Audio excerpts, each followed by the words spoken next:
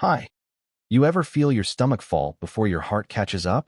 That was me, standing by the grill at my parents' backyard barbecue, spatula in hand, sweat prickling behind my knees, and watching a man I'd never met walk through the gate, wearing my shirt. Not just any shirt. A blue and white button-down from a tiny surf shop in Santa Cruz. The kind of place that still hand-sews the hem tag with a single stitch of red thread. I remember the day I bought it. First summer trip with my wife, Rachel.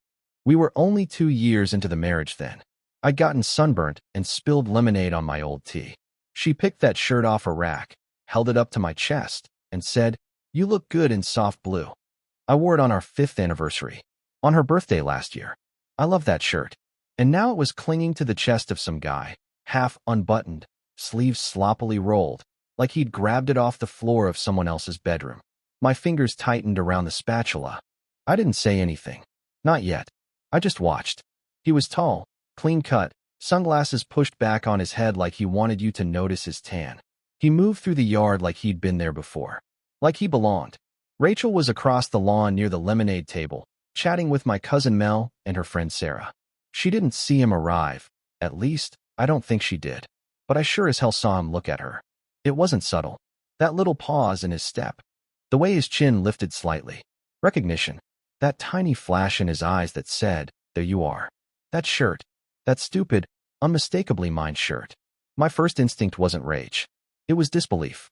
Confusion, like my brain short-circuited for a second. Because she wouldn't, right? Not Rachel. Not in the backyard of my childhood home, with my parents flipping burgers and my nephews playing cornhole 10 feet away. But then she looked over. Just for a second. Like someone sensing a shift in the breeze. And she froze. Smile flickered. Eyes locked on him. It was fast. Barely noticeable. But I noticed. I notice everything when it comes to her. "Need help with the burgers?" my brother Mark asked, slapping me on the shoulder. I nearly jumped out of my skin. "No," I said too quickly. "All good." He followed my gaze across the lawn. "Who's the guy in the shades?" "No idea," I muttered. "Huh," Mark said. "Ballsy look. That shirt's kinda you, isn't it?" I gave a tight nod. "Yeah, it is." The guy had made it over to the drinks cooler, grabbing a soda like he'd done it 100 times. He looked relaxed, casual. Like this was his party. Like this was his shirt. I flipped a burger that didn't need flipping, the sizzle loud in the quiet between my ears. Rachel didn't go to him. But she didn't turn away either.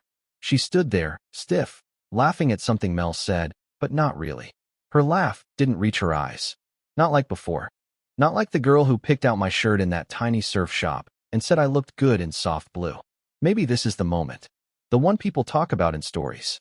The moment your gut knows something your heart's too scared to face. I'd seen signs before, sure. Strange texts. Late nights she blamed on tight deadlines. The smell of a cologne that wasn't mine on her coat one evening. I asked once. She kissed my cheek, called me cute, and said I was imagining things. So I stopped imagining. I trusted her. Because love, in my world, meant not needing to question every little thing. Maybe that was my mistake. I moved the burgers to the top rack of the grill, wiped my hands on a towel, and walked across the lawn toward the drinks cooler. Toward him.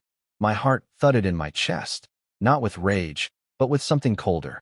A sinking sort of awareness. "Hey," I said, keeping my tone easy, polite. "Don't think we've met." He turned, soda can hissing as he cracked it open. "Hey man, nice setup you've got here." His voice was smooth. Friendly. Maybe a little too friendly. "You a friend of Rachel's?" I asked. "Not my wife. Not my Rachel. Just Rachel." Neutral. His eyes flicked to me, and I watched it, the half second it took for the mask to settle. "Yeah," he said casually. "We work together." I nodded slowly. "Funny. She's never mentioned you." He smiled. "We only started working closely a few months ago. Tight-knit team. She's great." He held out his hand. "I'm Dean." I shook it. His grip was firm. Too firm. Like he was trying to prove something. And then, without meaning to, without wanting to, my eyes dropped to the shirt. That familiar hem. That single red stitch near the bottom. He noticed. "You like it?" he asked, casually pulling the fabric. "Got it off a friend. Says it's vintage or something." And there it was. Not thrifted. Not picked it up somewhere. Got it off a friend. My mouth went dry. I forced a smile. "Yeah, I've got one just like it." His smirk flickered, so quick I might have imagined it. "Small world, huh?" I didn't answer. I just turned and walked back to the grill. Rachel was still talking to Mel, but her eyes followed me the whole way. And in that moment, I didn't need to ask how he got it. She did. It's strange how betrayal doesn't always feel like a thunderclap. Sometimes it's more like water seeping under a door. Quiet, persistent, and by the time you notice, the damage is already done. The rest of that afternoon dragged like wet cement. I flipped burgers, passed out plates, smiled for family photos. I played the part. That's what hurt the most, I think, how easy it was to pretend. Dean stayed close to the periphery, never hovering, but never far from Rachel either. I watched them without watching them. Every stolen glance, every carefully measured distance. It wasn't overt, but it was obvious once I knew what to look for. And I knew now. After the party started winding down, Rachel found me at the sink, rinsing off tongs. She touched my shoulder lightly. "You okay?" she asked, like nothing had shifted. "Fine," I said. "You know that guy? Dean?" She paused, just a little too long. "Yeah, from work. He stopped by, said he had something to drop off for me. I didn't know he'd stay." A lie. She was rehearsed. "He's wearing my shirt," I said quietly. She laughed, but it cracked in the middle. "What? That old thing?" "No, babe. I think you're just." I remember the red stitch on the hem. I cut in. "It's mine. I know it is." She blinked. That was the tell. A real blink, like her brain stumbled. Then she looked down, reached for a dish towel, busied her hands. I must have accidentally given it to Goodwill or something. Maybe he picked it up there. I said nothing, just stared at her. "You're being weird," she said, too fast, voice a little higher than normal. "Am I?" She turned to face me, arms crossed. "What are you trying to say exactly?" I studied her face, the slight twitch in her jaw, the defensiveness, and beneath it all, the trace of fear. "I'm not saying anything," I said. "Not yet." She opened her mouth, then closed it. For the first time in months, maybe years, she didn't have a script ready. Later that night, back home, I waited. I didn't press her. I didn't accuse. I just waited. She came to bed late, her phone in hand, screen tilted away from me. I lay there in the dark, staring at the ceiling, listening to her breathing, wondering how long I'd been asleep beside a stranger. The next morning, she left early for an urgent meeting. Her coffee cup still half full on the counter. I spent that morning searching, not like a man possessed, more like a man confirming something he already knew in his bones. Her closet? Empty hangers where my favorite shirts used to be. My old hoodie, the one she used to steal on rainy days, gone. My books, the ones I'd loaned her back when we first started dating, stacked neatly in a box in the garage, like she'd been slowly erasing me. I logged into our shared laptop. Her browser history had been wiped, but she hadn't cleared the downloads folder. Photos.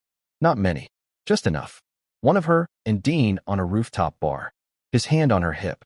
Another, grainy, taken through a window. Her curled up in a chair, wearing my shirt. There it was. That single red stitch near the hem, resting against her thigh. I don't know how long I sat there. Minutes. Hours. Tongue got slippery. What I remember most clearly was the silence. No crying. No shouting. Just that quiet, creeping clarity. She wasn't mine anymore. Maybe hadn't been for a while. When she got home, I was at the kitchen table. Laptop open. The photos lined up like a confession. She froze in the doorway. "I didn't plan for this," she said, voice low. "It just happened." I looked at her. Really looked. And all I saw was someone I used to love. Someone who'd once told me I was her home. "How long?" I asked. She didn't lie. 7 months. I nodded. 7 months of shared dinners. Movie nights. Vacations. 7 months of her laughing at my jokes while sleeping in another man's arms. I didn't yell. Didn't demand.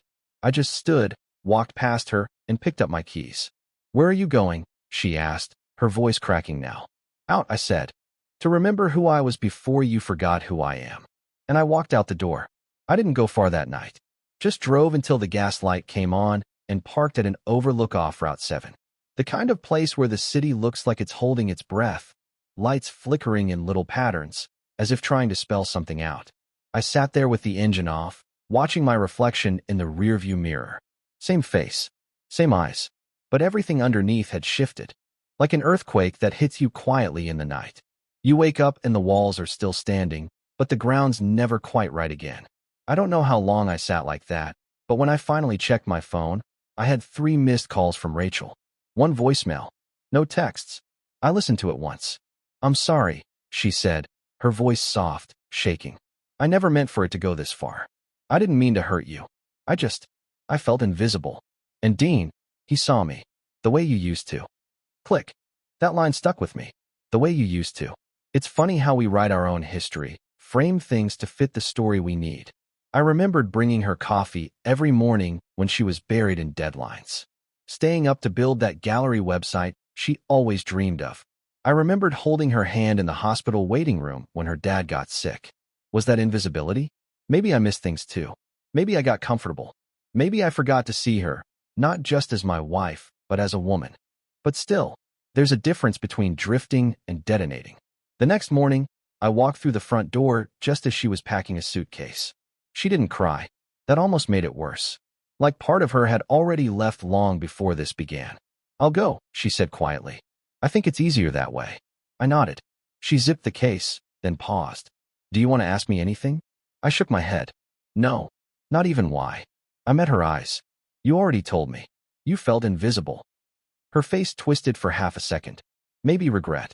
Maybe just the weight of being seen, really seen, for the first time in months. She pulled on her coat, reached for the door, then hesitated. "I didn't give him the shirt," she said. Not directly. I looked up. "I was going to donate a box of clothes. Yours too, I guess. Things from the back of the closet. He offered to drop it off for me. Said he knew the place." She shrugged. "Next week, he showed up wearing that one." I knew what it meant. "What did it mean?" I asked. Her voice lowered. "It meant he'd gotten too close." I didn't respond. Just watched her walk out, suitcase in hand. The door clicked shut behind her. A week later, I got a small envelope in the mail. No return address. Inside, folded neatly, was my shirt. Same red stitch. Same soft cotton. Still smelled faintly of cologne that wasn't mine. No note. I didn't wear it again. Instead, I took it to the edge of the same overlook where I sat that night. I stood in the wind, held it for a minute, then let it go. Watched it flutter like a ghost before it disappeared into the trees below. Some things you don't keep. Not because they're ruined, but because they belong to a different version of you. A version who still believed the weight of a memory could be stitched into cotton. A version who thought love meant holding on no matter what. That man is gone. And in his place is someone who's learning how to start again, not bitter, not broken, just quiet. Like that last button on the shirt. Unfastened, unnoticed, but the one holding everything together. Sometimes you don't get closure. You get clarity, and that's enough. Bye-bye.